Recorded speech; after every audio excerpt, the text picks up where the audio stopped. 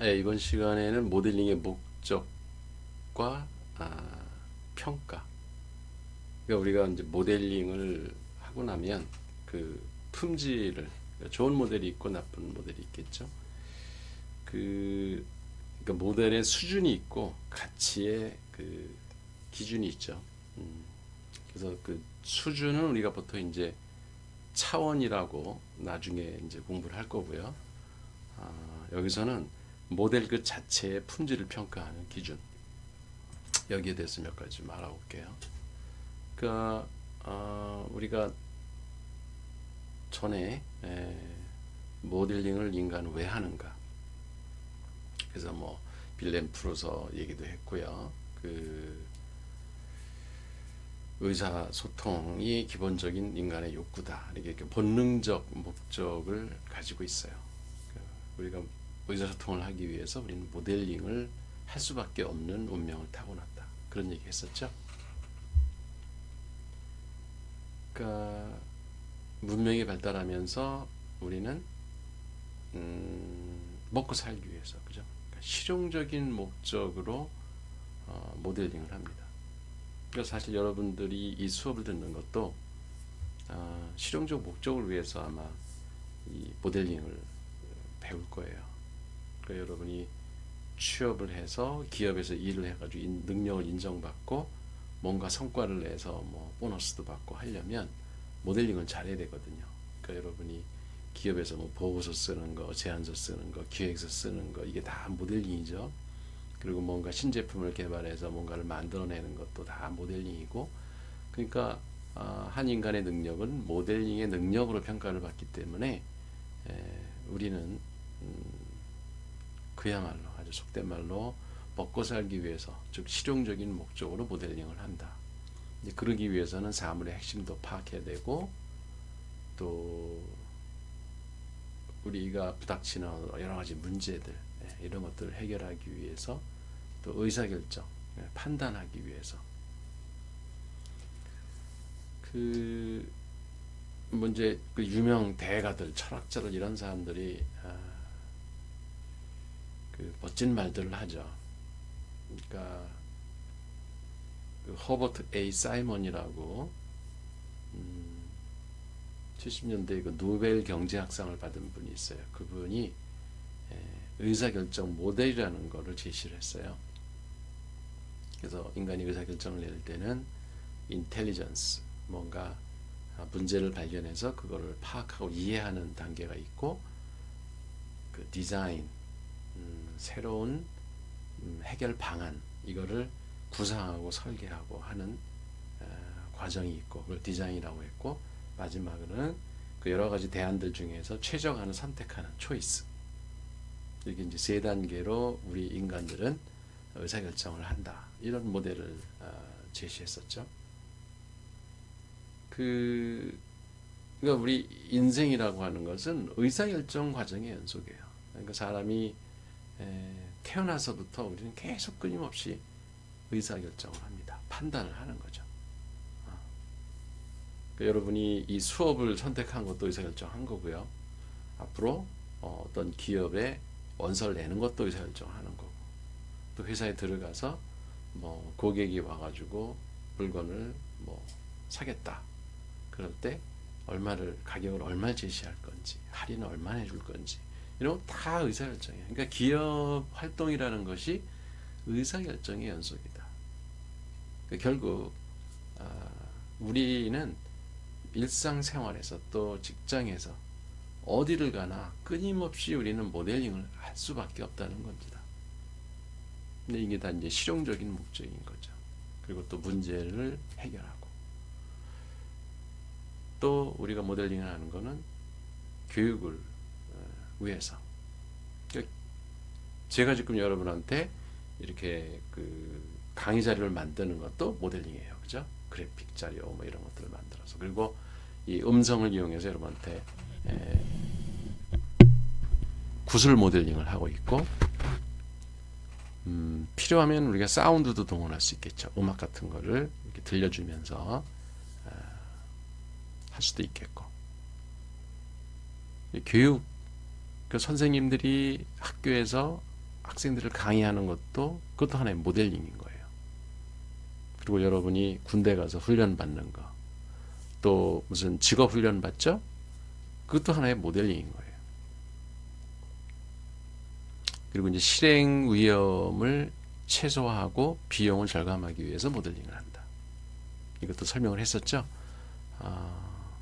그러니까 시뮬레이션, 뭐 가상, 뭐 운전 연습, 비행기 연습, 뭐 배 운전 연습 이런 것들이 실제 배나 비행기나 자동차를 가지고 하면은 사고가 날 수도 있고 기계가 파손될 수도 있는데 이거를 가짜 기계를 만들어서 이렇게 그러니까 버추얼 머신이죠. 가상현실 그 기계를 꾸며놓고 그 안에서 비행기 운전하는 법도 배우고 차 운전하는 것도 배우고 그러면 이제 실행 위험을 최소화할 수 있고 그만큼 비용도 절감할 수 있겠죠. 그런 목적으로도 우리가 모델링을 하고요. 그리고 연구 개발 실험 이공계의 그 연구실에서 교수님들과 대학원생들이 실험하고 신제품을 만들고 그거 다 과정이 물리적 모델링 과정이죠. 그죠? 그리고 이제 자동차 기계 회사 이런 데서 시제품을 만들어 가지고 성능 시험을 하고 또 엔지니어링 그 기계가 얼마나 설계 그 맞게 제작이 됐는가 이런 거를 테스트하기 위해서도 뭐 모형도 만들고 그게 다 모델링인 거죠. 설계도를 또 그리고 신제품을 만들어서 테스트하고 그런 목적으로도 즉 엔지니어링 목적으로도 우리가 모델링을 할 수 있다. 그리고 기획 뭐 정보 시스템을 개발하기 위해서 미리 설계도를 만든다든지 건축을 하기 위해서 건축 설계를 한다든지 이것도 다 모델링이라는 거죠. 그러니까 다단계로 모델링이 일어나는 경우도 있어요. 나중에 우리가 이제 모델의 종류를 설명할 때도 이 단계별로 모델을 구분해서 설명할 수도 있습니다. 그리고 이제 또 하나는 우리가 순수한 목적으로 그 창의성을 개발한다든지 예술적 아름다움, 뭐 시적 아름다움 이런 거를 추구하기 위해서 뭐 연주도 하고 노래도 하고 시도 쓰고 뭐 수필도 쓰고요, 그죠? 그리고 뭐 목공 그 물건도 한번 만들어보고 그러니까 물리적 모델링을 해보는 거죠. 여러분 그 공지란에 저거 그 페이스북 그 창의적 모델링 공간이라고 하는 페이스북 그 사이트를 여러분한테 링크를 알려줬죠. 거기 들어가 보면은 유튜브나 아니면 페이스북 이런 데서 돌아다니는 그 재미있는 모델링의 예들을 제가 많이 거기다 올려놨어요. 그래서 그런 것들을 보면 이게 모델링이구나. 또 새로운 거기서 아이디어를 얻을 수도 있고 여러분이 즐거움을 찾을 수도 있어요. 그래서 그냥 재미로 우리가 모델링을 할 수도 있다. 순수 목적인 거죠. 그러니까 뭐 어찌 보면은 순수 목적은 비실용적 목적의 모델링이다. 이렇게 얘기할 수도 있겠어요. 자, 그러면 모델을 평가할 때 그 기준이 있겠죠. 모델이 아무나 만들어 놓는다고 다 좋은 모델은 아니잖아요. 여러분이 뭐 모델을 만들어 놔도 아무도 이걸 사가지 않고 관심을 안 가질 수도 있어요. 특히 이제 뭐 그 순수하게 자기 자신을 위해서. 그러니까 여러분이 예를 들어서 뭐 혼자서 기타를 치고 노래를 한다. 그럼 다른 사람이 듣기에는 되게 시끄러울 수도 있죠. 하지만 나는 즐거워서 그냥 하는 거예요. 근데 객관적 입장에서 볼 때 그런 모델은 품질이 떨어질 수밖에 없죠. 자, 여기 이제 모델 평가 기준을 이렇게 두 가지로 구분해 봤어요. 하나는 이제 일반적인 모델 가치 평가 기준. 보통 우리가 이제 예를 들어서 차를 한번 생각해 보죠. 일반 사람들이 가전제품이나 차 이게 다 이제 모델 작품들이잖아요. 그죠? 모델들이잖아요. 살 때 우리가 고려하는 게 있어요. 그죠? 우선 가격을 보죠. 비용. 또는 우리가 스스로 모델을 하나 만든다면 그 모델을 만드는데 들어간 원가가 얼마인지.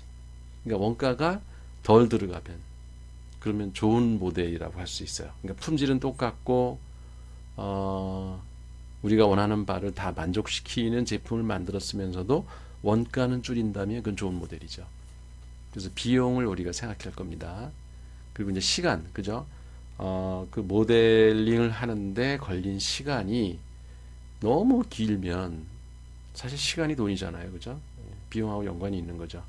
그리고 시급성이 있는 경우도 있죠. 빨리 모델을 만들어야 그러니까 유용하게 쓸 수가 있는데 뭐 이미 다 차 지나간 다음에 물건을 납품하고 이건 말이 안 되잖아요. 그래서 시간에 맞춰서 주어진 시간 그리고 가능하면 적은 시간에 비용을 줄이고 품질을 맞출 수 있다면 그건 좋은 모델이죠.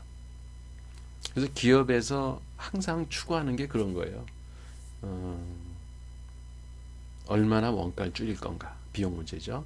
그리고 시간을 단축할까 시간 문제고 그 다음에 고객을 만족시켜야 되니까 품질이 얼마나 좋은가 이 세 가지를 다 따져보는 게 항상 우리가 모델의 가치를 평가할 때는 적용하는 기준들이 되는 겁니다. 근데 이제 우리가 지금 이 과정을 통해서 배우는 순수한 모델링의 개념적 관점에서 또 그 평가 기준을 한번 생각해 볼 수 있어요. 자, 이 모델링의 그 전체 과정을 한번 여러분이 생각해 보면, 자, 사물의 세계가 있죠. 우리가 그걸 이제 관찰을 해서 그 대상을 감각기관을 통해서 우리 뇌에 받아들여요. 그리고 이제 우리 나름대로 갖고 있는 기억, 지식, 우리의 창의성 이런 것들을 다 동원해가지고 나만의 이제 심상, 멘탈 이미지를 만들어요. 그죠? 머릿속에 이제 설계를 하는 거죠. 그 다음에 그거를 적절한 매체를 통해서 표현하면 이제 그게 모델이 되는 건데, 때로는 그 사물을 그대로 흉내내서 이게 극사실화 이런 거 여러분 그 인터넷에서 보죠. 그러니까 뱀을 그려놓은 것이 사진 찍은 것보다도 더 뱀처럼 보이는 거예요. 극사실화. 그리고 이렇게 물방울 그린 거 보면은 물방울이 뚝 떨어질 것 같은 느낌이 들 정도로 아주 그 객체를 그대로 잘 표현해 놓은 거죠. 그러니까 이제 이게 모방을 하는 모델링도 있거든요. 근데 사실 모방의 모델링은 그렇게 차원으로서 낮은 거예요.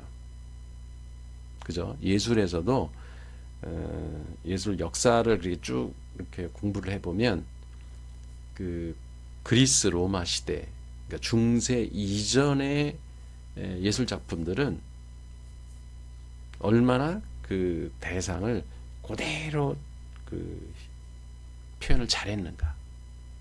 그 플라톤의 용어로는 이제 미메시스라는 말을 써요. 미메시스. 그 모방을 얼마나 잘했는가. 그게 이제 예술 작품의 가치였어요.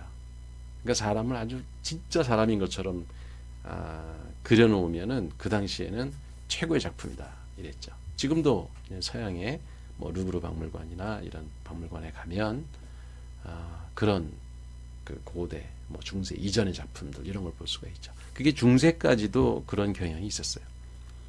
그러다가 이제 근대에 와서 카메라가 이제 발명이 되면서 인간이 아무리 잘 그려도 카메라를 따라가기가 쉽지 않아지는 거죠. 점점 갈수록. 그러면서 그렇게 그 리얼리티, 그 사물의 현실성을 그대로 재현해 놓은 것, 그런 거는 작품의 이제 가치가 떨어지는 쪽으로 미술 사조가 변합니다. 그래서 이제 여러분도 뭐 현대 미술 이런 거 참 이해하기 힘든 게 옛날 미술은 이해하기 쉬워요. 그 대상을 얼마나 충실하게 잘 재현을 했는가를 보고 판단하니까 이 그림 잘 그렸다 못 그렸다 금방 판단해요. 왜 그 저기 대생 할 때 보면 그 석고상을 그대로 그 석고상 보이는 그 조명 이런 거에 따라서 뭐 옮겨 놓았다 그러면 그거 잘했다 그러게 A 플러스 주겠죠.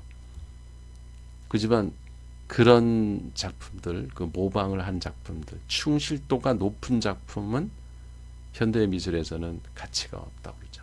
네. 뭔가 추상적이고, 네. 큐비즘, 그렇게 입체주의 뭐 이런 것들, 그리고 미니멀리즘 뭐 이런 그 어쨌든 자기만의 특색, 창의성을 가미해가지고 새로운 작품을 만들어내야 대상과 전혀 다른 것들 이런 것들을 만들어낼 수 있어야 현대예술은 가치가 있습니다. 그러니까 이런 그 미술을 감상하는 것도 사실 우리가 모델링 이론을 잘 공부하면 여러분들이 미술 작품도 즐겁게 볼 수 있어요. 두 번째는 이제 대표성.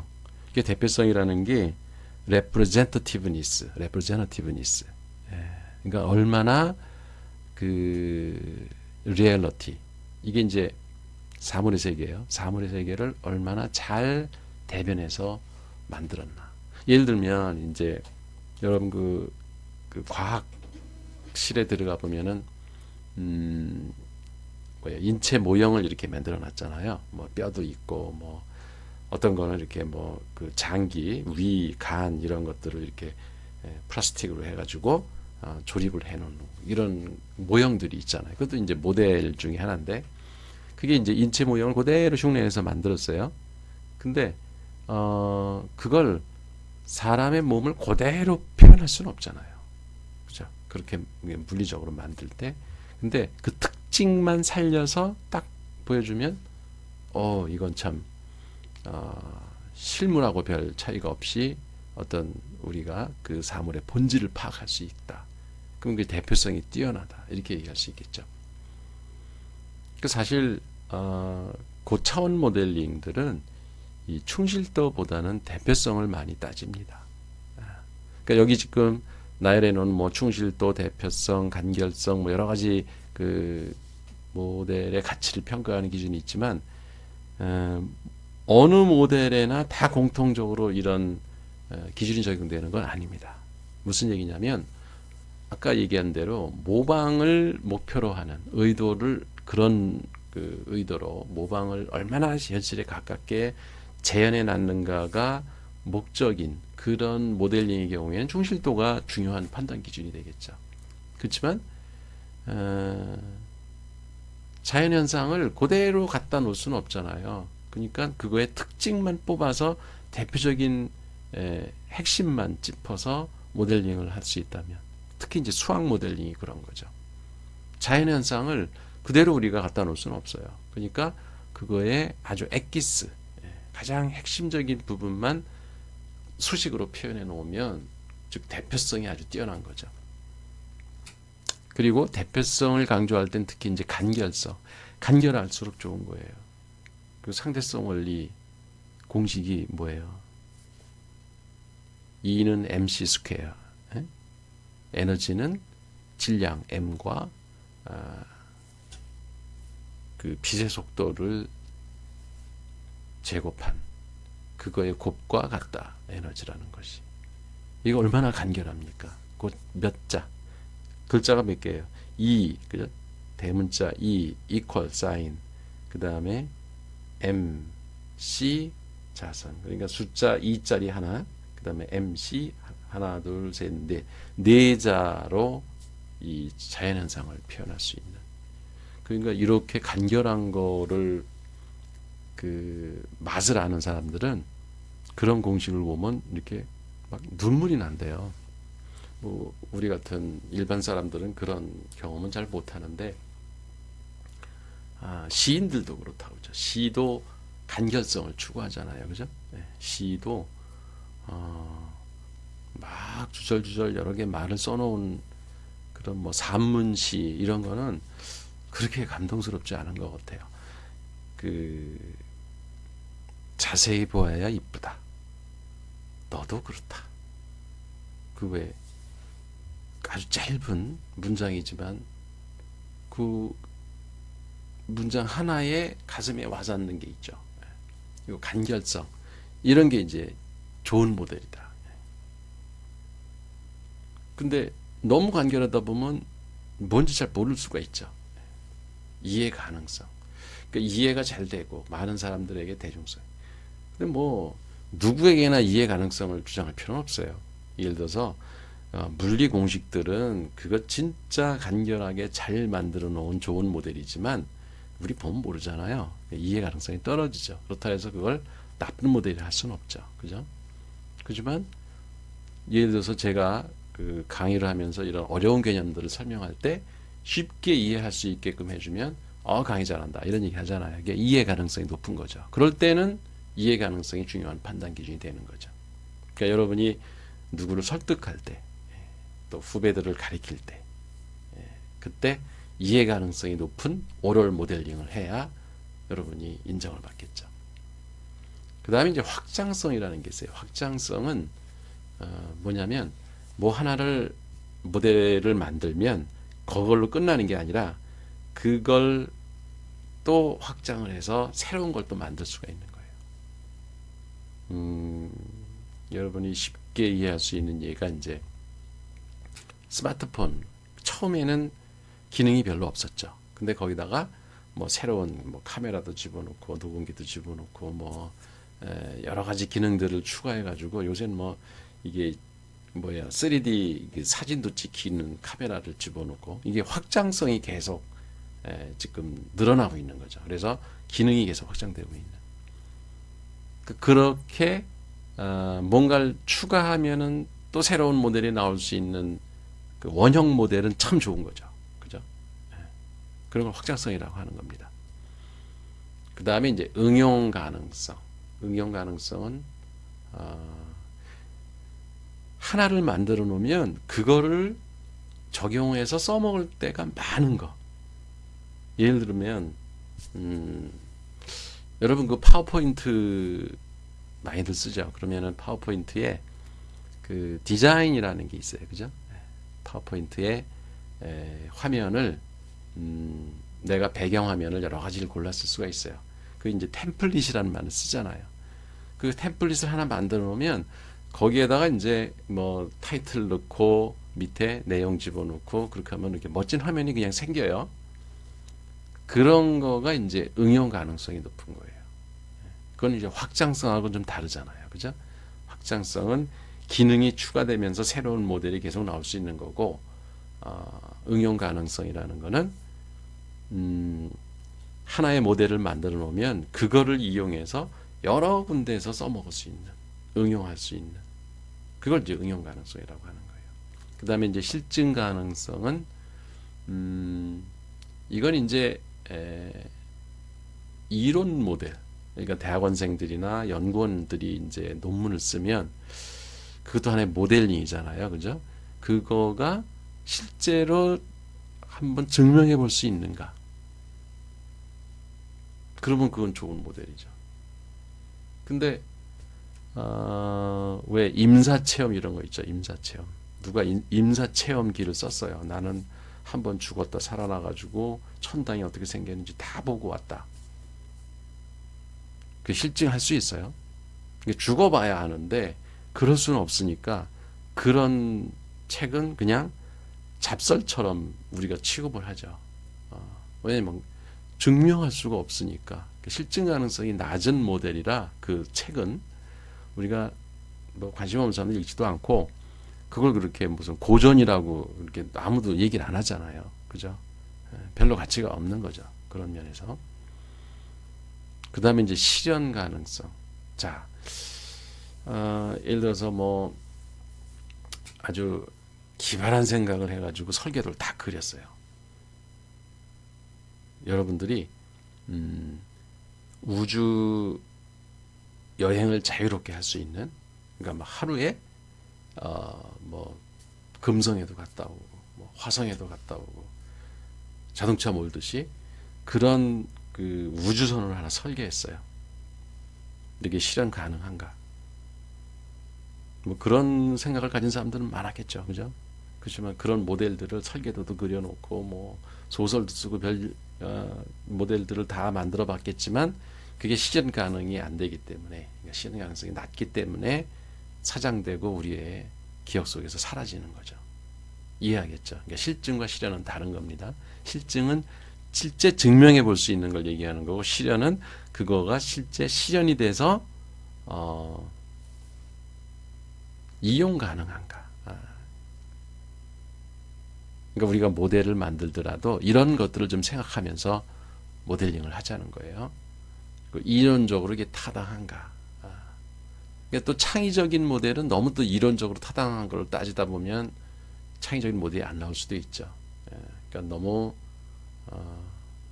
어느 한 그 평가 기준을 가지고 모델링을 평가하면 안 돼요. 그렇지만 이제 그 학술 논문이나 뭐 연구 논문 이런 것들은 다 이론적 타당성을 따져요. 모델들을 이게 이제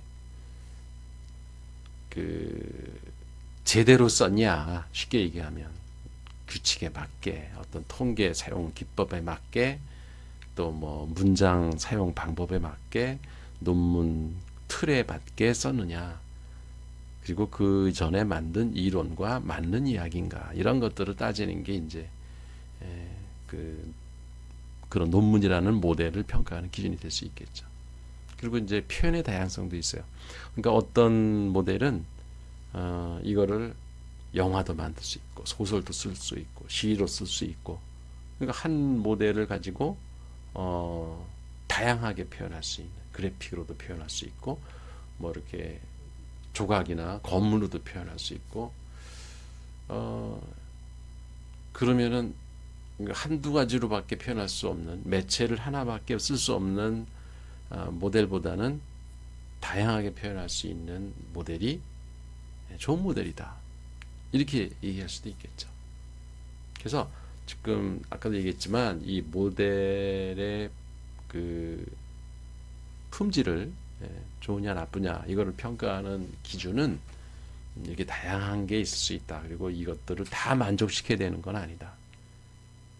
모델의 그 종류에 따라서 다른 기준을 적용할 수 있다. 이런 것들을 염두에 두고 여러분이 하여튼 모델링을 할 때는 내 모델을 평가하는 기준은 뭘까, 이렇게 생각을 하면서 모델링을 하기 바랍니다.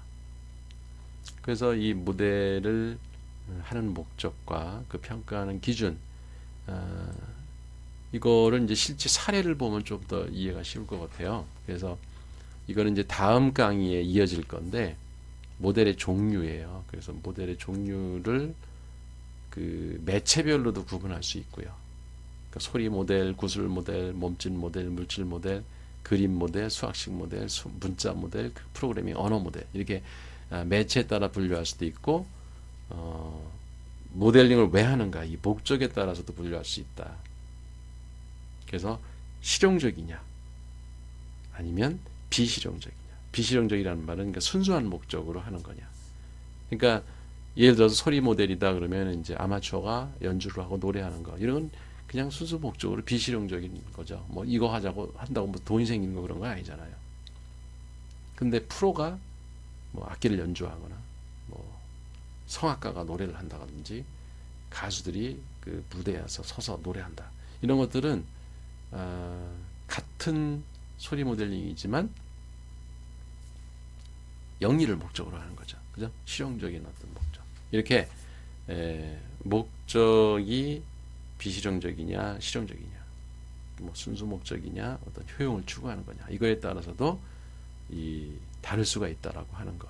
이거를 같이 생각하면 여러분들이 좀 더 이 모델 분류법과 모델을 만드는 목적을 동시에 이렇게 생각할 수가 있을 거예요. 뭐 한 가지 예를 더 든다면 수학식도 그래요. 수학식도 여기 보면 이제 리만, 가설, 푸엔카레, 추측, 페르마의 정리, 이런 거는 정말 순수 수학자들이 재미를 해본 거래요. 이거 한다고 뭐 돈이 생기는 것도 아니고, 이걸 응용해서 뭐 기업에서 무슨 기계를 설계하거나 뭐 공학 설계를 하는데 도움이 되는 것도 아니고, 그냥 재미로 어떤 지적 호기심 이것만으로 해보는 거죠.